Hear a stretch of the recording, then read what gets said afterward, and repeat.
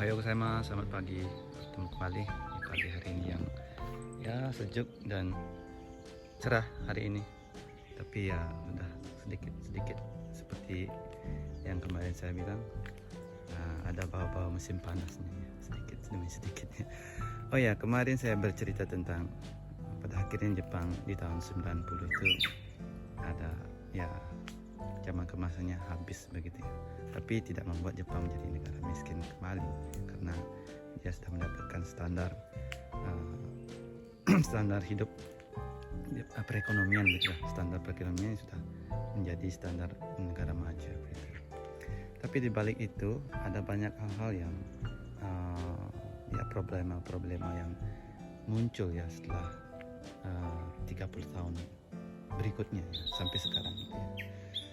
Ya pertama ya dari sejak tahun 90 itu ya katanya gaji karyawan, pokoknya di bidang penggajian itu tetap normal, artinya tidak ada peningkatan dan kadang-kadang ada penurunan di bidang bonus gitu ya. Kalau dulu bonusnya juga banyak, di sini ada bonusnya 2 kali, di musim panas dan musim dingin itu ada bonusnya di samping gaji biasanya begitu. Dan yang paling mencolok ya akhir-akhir ini, karena saya tinggal di kampung, di desa itu, problema yang paling mencolok muncul adalah masalah kependudukan, di mana regenerasinya turun begitu. Orang-orang mudanya sedikit, seperti yang saya bahas kemarin itu. Orang-orang enggan untuk menikah, bukan enggan ya, mungkin kalau menikah itu memerlukan biaya yang cukup ya banyak juga ya.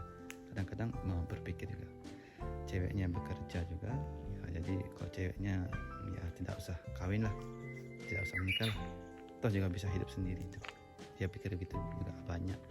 Dan kalau laki-lakinya kalau mau menikah terus mau punya anak, harus punya pegangan yang cukup untuk kehidupan sama beberapa puluh tahun kan. Untuk anaknya kuliah juga mahal di sini ya.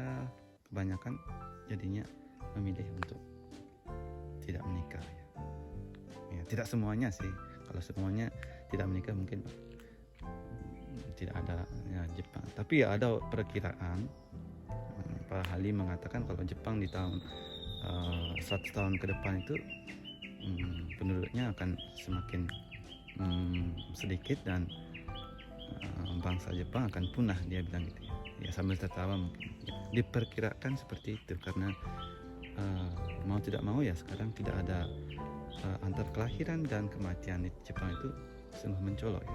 Artinya orang-orang tua itu lebih banyak yang meninggal daripada yang lahir, karena orang menikahnya sedikit juga. Jadi orang-orang muda sekarang itu ya menopang orang-orang tua begitu ya, dari segi asuransi begitu. Umpamanya kan kita yang bayar, yang muda-muda orang tuanya dapat pensiun, uang pensiun. Di sini ada sistem pensiun usia tua ada. Ya begitulah, ada satu problema yang sangat mencolok. Dan di kampung saya ini sudah semakin sedikit jumlah penduduknya, penduduk kampungnya di sini. Saya mau bertanya ya pada teman-teman di Indonesia atau di mana saja ini ya berada ya, pernahkah berpikir kalau kampung Anda itu hilang gitu? Pernahkah berpikir kalau sekolah SD-nya hilang? Tidak kan? Tidak pernah, karena tidak mungkin di Indonesia kita pikir begitu ya. Tapi itu yang terjadi di Jepang. Setelah 30 tahun dari masa kejayaannya, di kampung-kampung itu kebanyakan orang-orang tua dan ya penduduknya semakin menghilang begitu ya. Dan di suatu tempat desanya juga jadi hilang, harus bergabung dengan kecamatan begitu. Kalau sini ada yang SD-nya jadi tidak ada muridnya, harus ya tinggal 2 atau 3 orang ya, tidak bisa dikatakan sekolah kan. Sudah dia harus sekolah ke tempat yang lebih ramai lagi, ke kota gitu. Itu masalah-masalah yang realita Jepang yang dihadapi sekarang. Oke, Kira-kira hari ini begitu dulu ya ceritanya di Jepang dan dengan problema-problemanya. Tapi tidak semuanya ya buruk-buruknya saja. Tapi saya mau berbicara begitu kenapa? Karena saya berpikir kalau di Indonesia menjadi negara maju, apa yang harus kita pikirkan untuk bisa menjadi berkesinambungan itu, berkelanjutan. Karena kalau Jepang sudah tidak bisa dilanjutkan. Tempat yang tidak bisa dilanjutkan itu banyak di kampung-kampung. Seperti yang tempat saya ini, semuanya sudah tua-tua.